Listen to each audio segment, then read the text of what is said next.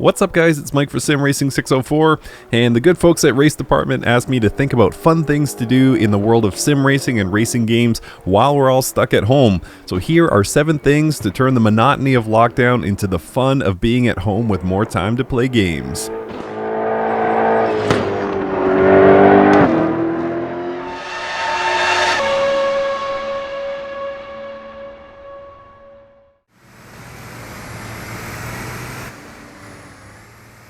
So is WRECKFEST a game or a sim?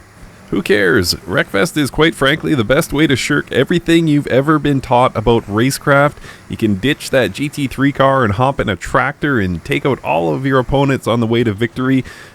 WRECKFEST is the only title in my collection that makes me laugh out loud every single time I play it, and it's the only racing title I can think of where coming in last place can be just as fun as coming in first. If you have friends that like to race, very few racing titles can match the fun that you can have in WRECKFEST. If not, even solo play is a blast in WRECKFEST. You will love it. This is number 1.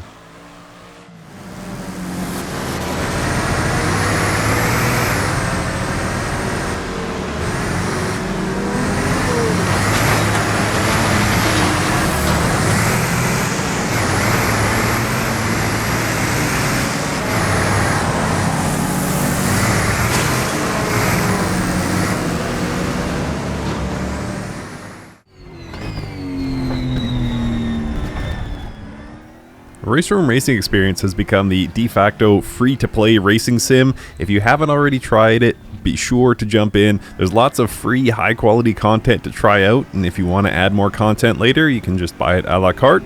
But the free experience should give you hours and hours of entertainment. Or if you're already a Race Room user, why not try out some of the other free titles that are listed on Race Department? There's actually quite a few fun titles, including some titles from some bigger names in the world of game development. So very interesting. So if you haven't already done so, try a free new game.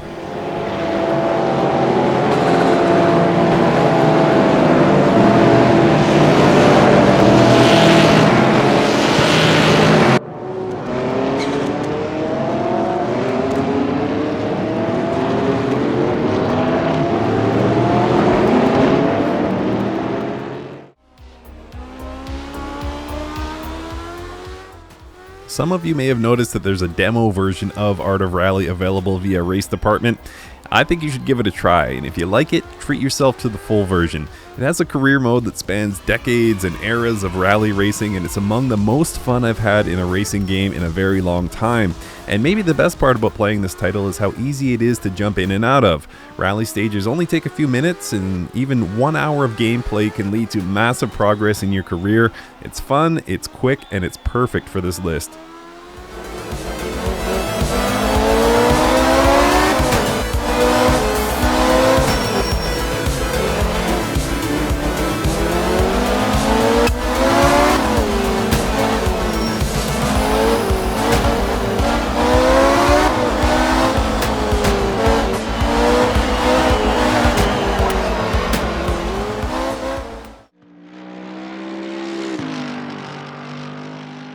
A lot of people in the sim racing community mainly stick to themselves, but there's actually a huge community of like-minded people to make friends with out there. Most sim racing personalities, manufacturers, developers, and locations even have dedicated Discord channels where you can find people who share your passion.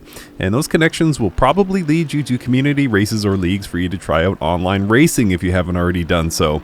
And simracing.gp is a perfect option for that. You can find a lot of communities now scheduling regular races and even championships, so perfect time to jump into online racing. Either way, joining a community is a great way to build connections in a time where it's increasingly hard to do so.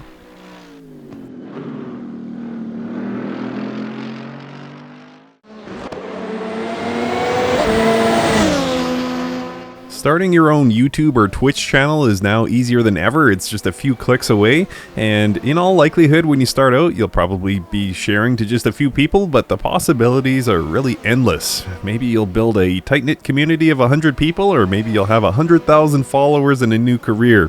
It's as easy as recording your screen on your PC or console and hitting upload, and I get asked quite often about how to start a channel and build an audience, and the truth is there's no formula. Luck and timing play a huge factor in getting noticed, but the flip side of that coin is that there's really no rules of what you should upload. If you're fast, show people how fast you are and why you're fast. If you're new, show people what you're doing to improve. Or if you just discovered a fix or a workaround in your favorite sim, share it. Best case, you build a community of people you connect with. Worst case, you share some valuable information with the world. Either way, it's a fun thing to do, and why not now?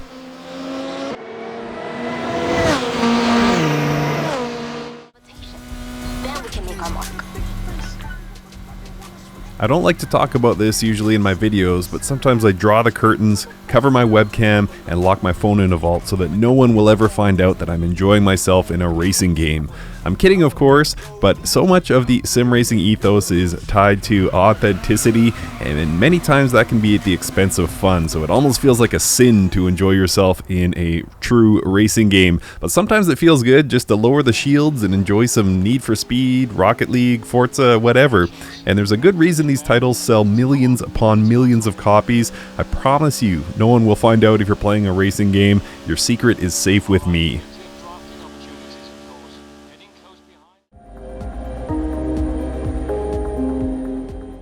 For those not aware, Group B rally cars are some of the most insane race cars you can drive, and taking them out to rally tracks, pushing them to their limit over gravel roads at the edge of a cliff is some of the most fun you can have in sim racing, period. These cars go from 0 to 60 in about the same time it takes you to hiccup, and throwing them around corners sideways is the way to find speed, so bravery will be the key to success. These things are not easy to drive, but they're so much fun, and worst case, if you're having trouble, press escape and try again.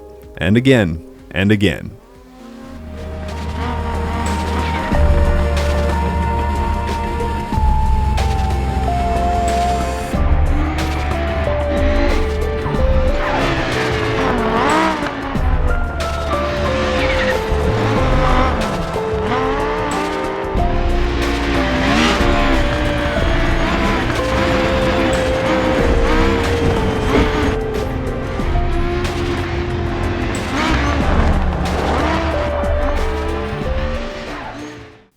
So there you are, some fun things to try. Very few of us will look back on lockdown times fondly, but maybe we could put an asterisk to our experience during this time and remember it as the time we were stuck at home but discovered something cool. Let me know in the comments what you're doing for fun at home these days, and thank you for watching.